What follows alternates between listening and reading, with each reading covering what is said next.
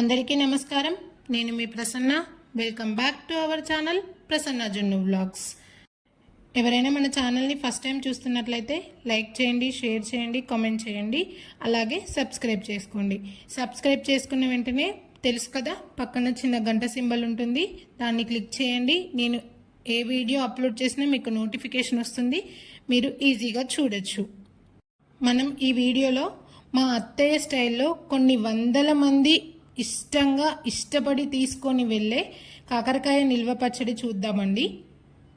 మేము ఇక్కడ 5 kgs కాకరకాయ పచ్చడి పెడుతున్నామండి.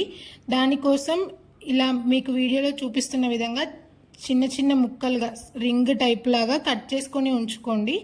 తర్వాత స్టవ్ ఆన్ చేసి కళాయి పెట్టండి. ఎక్కువ క్వాంటిటీ కాబట్టి పెద్ద కళాయి పెట్టుకున్నాము. దాంట్లో ఆయిల్ వేయండి. డీప్ ఫ్రైకి సరిపడా ఆయిల్ వేసుకోవాలి. అలాగే డీప్ ఫ్రై చేసిన తర్వాత ఇదే ఆయిల్ని మనం పచ్చడిలో యూస్ చేస్తాము. ఆయిల్ బాగా హీట్ అయిన తర్వాత మీడియం ఫ్లేమ్లోకి అడ్జస్ట్ చేసుకొని ఇలా కాకరకాయ ముక్కల్ని వేసుకోండి. మేము తీసుకున్న 5 kgల కాకరకాయ ముక్కలు మాకు 2 బ్యాచ్ల్లాగా వేసి వేయించామండి. మీడియం ఫ్లేమ్లోనే ఉంచి అప్పుడప్పుడు కలుపుతూ వేయించుకోవాలండి. ఈ ముక్కలు వేయడానికి చాలా టైం పడుతుంది. ఒక హాఫ్ అన్ అవర్, ఒక్క బ్యాచ్కి హాఫ్ అన్ అవర్ టైం పట్టింది మాకు. మా హోటల్ అడ్రస్ మీకు షార్ట్ వీడియోలో నేను అడ్రస్ చెప్పానండి. ఒకవేళ చూడకపోతే వెళ్ళి చూడండి, ఇందులో కూడా మెన్షన్ చేస్తాను, చూస్తూ ఉండండి. ఈ కాకరకాయ పచ్చడి ఎంత ఫేమస్ అంటే వీక్లీ ఒక 20 kgs వరకు సేల్ అవుతుంది. డే బై డే పచ్చడి పడుతూనే ఉంటారు అత్తయ్య. మేము తీసుకున్న 5 kgల కాకరకాయ ముక్కలకి అన్ని కొలతలతో సహా చెప్తానండి. మీరు చేసుకోవాలి అనుకుంటే మీరు తీసుకున్న క్వాంటిటీని బట్టి కొలతల్ని అడ్జస్ట్ చేసుకొని ఈ నిల్వ పచ్చడిని ట్రై చేయండి. చాలా టేస్టీగా ఉంటుంది. ఇలా ఎర్రగా క్రిస్పీగా వేగాలండి. ఇలా ఎర్రగా వేగిన ముక్కల్ని తీసుకొని వేరొక గిన్నెలోకి ట్రాన్స్ఫర్ చేసుకొని ఉంచుకోండి. ఒక వెజ్జే కాదు, నాన్ వెజ్ పికిల్స్ కూడా అవైలబుల్గా ఉంటాయి. అంటే మీరు ఆర్డర్ ఇస్తే చేసిస్తారు. మీన్వైల్ అవి అలా పక్కన పెట్టేసి మెంతులు, జీలకర్ర, ఆవాలు మీడియం ఫ్లేమ్లో ఉంచుకొని డ్రై రోస్ట్ చేసుకోవాలండి. ఇలా ఎర్రగా వేగాలి. తర్వాత వెల్లుల్లిపాయలు అలాగే జీలకర్ర కచ్చపచ్చగా మిక్సీ పట్టుకొని ఉంచుకోవాలి. ఇక్కడ వెల్లుల్లిపాయలు 1/2 kg వరకు తీసుకున్నామండి. తర్వాత పోపు లేదా తిరగమాత కోసం జీలకర్ర, మినప్పప్పు, శనగపప్పు, ఆవాలు తీసుకోవాలండి.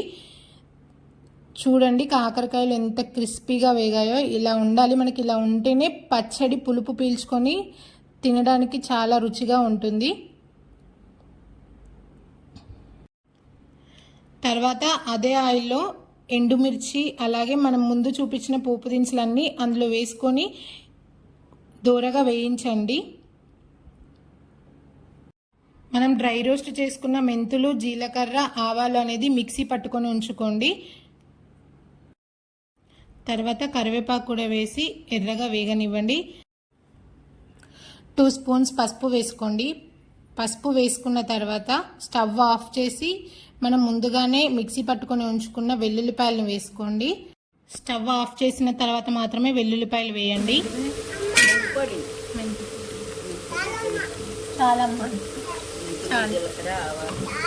చాలు.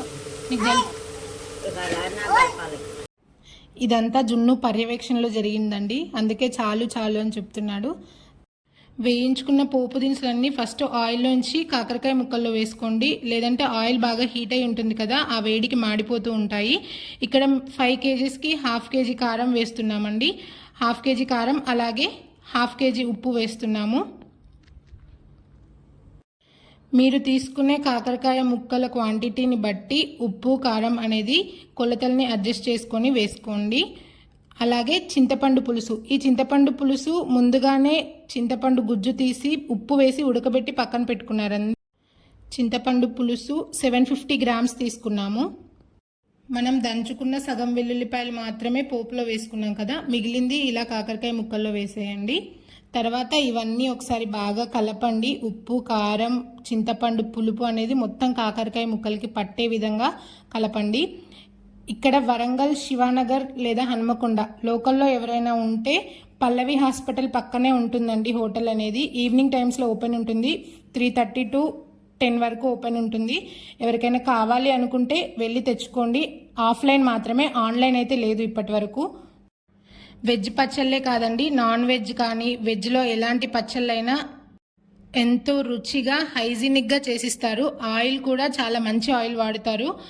ఇక్కడ నుంచి కావాల్సిన వాళ్ళు వచ్చి వెజ్ కానీ నాన్ వెజ్ కానీ పికిల్స్ పెట్టించుకొని యుఎస్ యూకే కూడా పంపించుకునే వాళ్ళు ఉన్నారండి. అవన్నీ ముక్కలకి కలిపిన తర్వాత మనం ముందుగానే ఉంచుకున్న ఆయిల్ని అందులో వేసుకోండి. ఆయిల్ని వేసి ఒకసారి గరిటెతో బాగా తిప్పండి, చేయి పెడితే కాలుతుంది. తర్వాత మెంతులు, జీలకర్ర, ఆవాలు డ్రై రోస్ట్ చేసుకొని పొడి చేసుకొని పక్కన పెట్టుకున్నాం కదా, అది ఒక 5 స్పూన్స్ వేసుకోండి. అంటే కేజీకి 1 స్పూన్ లెక్క అనమాట. అలా 5 స్పూన్స్ వేసుకొని ఒకసారి మొత్తం కలుపుకోండి. చేసిన వెంటనే తిన్నా బాగుంటుంది, లేదా ఒక 2 అవర్స్ తర్వాత ఆ ముక్కలకి ఉప్పు, కారం, పులుపు పట్టి వేడివేడి అన్నంలో నెయ్యి వేసుకొని తింటే ఆహా, అంతకంటే ఏం కావాలి ఇంకా. ఎన్ని కర్రీస్ ఉన్నా ఇలా వేడివేడి అన్నంలో నెయ్యి వేసుకొని ఒక్క ముద్ద ఇలా పచ్చడితో తింటే ఆ టేస్ట్ ఎంత బాగుంటుందో కదా. ఈ నిల్వ పచ్చడిని చేసుకొని ఎలా వచ్చిందో నాకు కామెంట్ చేయండి. అలాగే ఇక్కడ లోకల్లో ఉన్న వాళ్ళు, వరంగల్ హన్మకొండ లోకల్లో ఉన్న వాళ్ళు ఎవరైనా మా హోటల్ దగ్గరికి వెళ్ళి తీసుకున్నా వాళ్ళు మేము తీసుకున్నామని చెప్పి కామెంట్ చేయండి. ఎలా ఉందో కూడా చెప్పండి taste. Thank you for watching. అంతే ఇంకా ఈ వీడియో. Bye bye.